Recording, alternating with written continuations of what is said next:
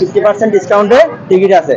তো আমরা অতটুকু চিন্তা করি নাই, ওনাকে আমরা পেমেন্ট দিয়ে 4000 টাকা দিয়ে 2টা টিকিট নিয়ে নিই। এগুলো স্ক্যান করে দেখি যে টিকিটগুলো ফেক। আমরা আসছিলাম ফেনী থেকে, দাগনভূঞা থেকে। তো আমরা দুজন তো আসার পর আমরা এখানে নামার পর একটা ভাই আসে, বলে যে 50% ডিসকাউন্টে টিকিট আছে। তো আমরা অতটুকু চিন্তা করি নাই, ওনাকে আমরা পেমেন্ট দিয়ে 4000 টাকা দিয়ে 2টা টিকিট নিয়ে নিই। তো পরে যখন আমরা 3 নাম্বার গেট দিয়ে এন্ট্রি করে, তখন দেখি যে টিকিটগুলো ফেক। এগুলো স্ক্যান করে দেখি যে টিকিটগুলো ফেক। আমরা তো অতটুকু জানি না। তো এখন কথা হচ্ছে যে আমরা এত দূর দূরান্ত থেকে আসছি, তো মানুষের একটা বোধ উচিত ছিল যে মানে মানুষকে হয়রানি করা ভাই। টাকাটা ফেক না ভাই, মানে আমরা যে একটা আশা নিয়ে আসছিলাম এখানে, ওইটা তো আমাদের নাই।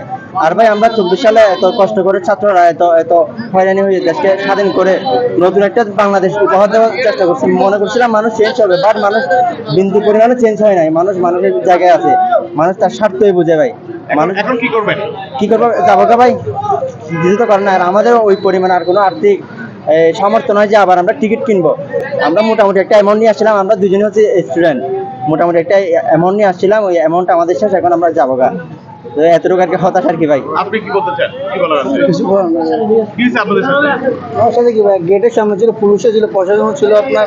আমাদের সামনে থেকে আমরা টিকিটটা নিয়েছিলাম, প্রশাসনে কিছু বলে নাই, যে ফেক অথবা এরকম কোনো কিছু বলে নাই। আমাদের সামনে থেকে আমরা নিচ্ছি, ভাবছি আমরা একটা অরিজিনাল হবে।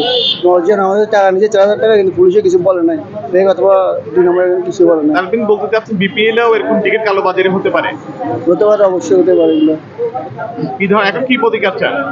এখন কিছু বলে না, আমরা আর কি করবো, এখন আমরা চলে যাবো আর কি।